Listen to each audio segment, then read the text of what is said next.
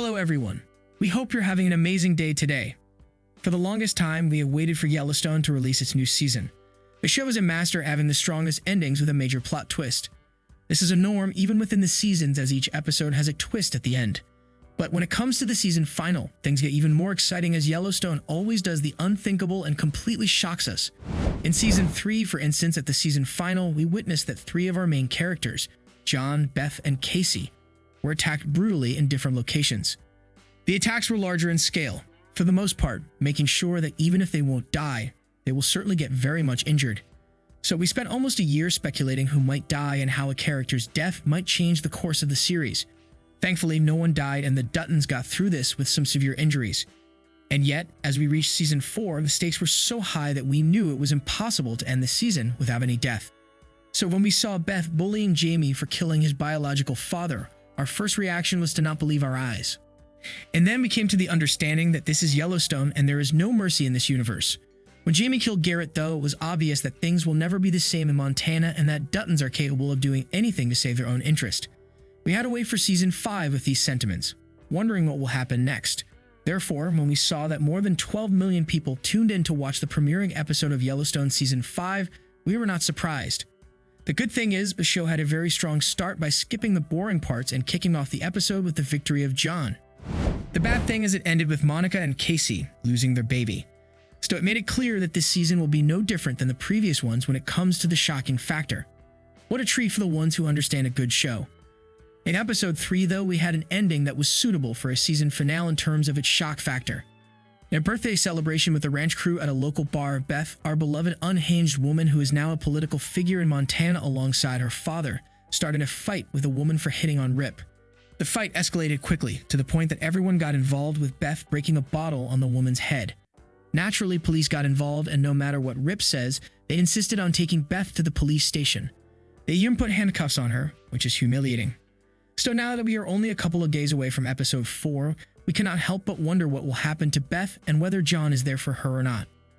It's clear that John is not a fan of being the governor. In fact, if he had the chance, he would have dropped out today.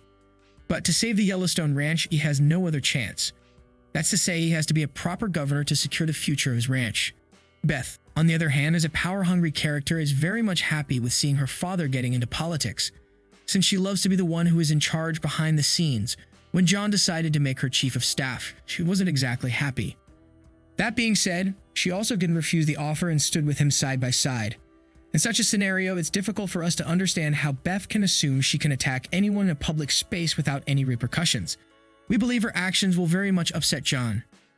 He might even prefer not to save her, as he would like to punish her for what she has done. Would that work for Beth? Of course not. But we know John is no less than Beth when it comes to holding grudges, and he wouldn't let it slide for Beth in any scenario. Because Beth risks John's career with her actions, and this is considered a betrayal of the almighty Dutton cause in John's eyes. So in episode 4, we are likely to see a fight between Beth and John similar to the one that they had when Beth let Summer be imprisoned. John is likely to accuse her of being selfish once again and express his disappointment with her. In episode 2, he made it clear that he does not approve of Beth's extremely hostile attitude towards Jamie, and he would like to keep his son aside from him. So John might turn his face to Jamie rather than Beth, which might cause Beth to go mad and attack Jamie even more harshly than she already does.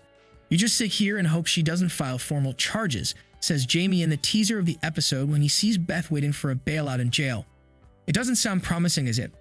As far as Jamie is concerned, though, episode 4 will witness him going on a date with Sarah from Market Equities, and from the season 5 trailer, we know that Beth sees the two together.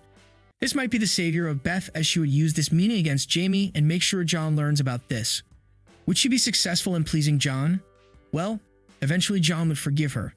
But we are not sure if the public would forgive her as well, which can cause John to resent her even more. Politics is a complicated business, and having family involved with such issues is a major risk for a peaceful home for sure. Last but not least, in episode 4, we are also likely to Casey being involved with the governor's office, as he left his job as a livestock officer and now is in search of a new profession.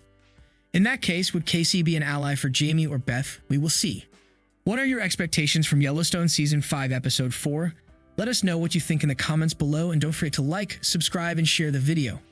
Thank you for watching. See you soon.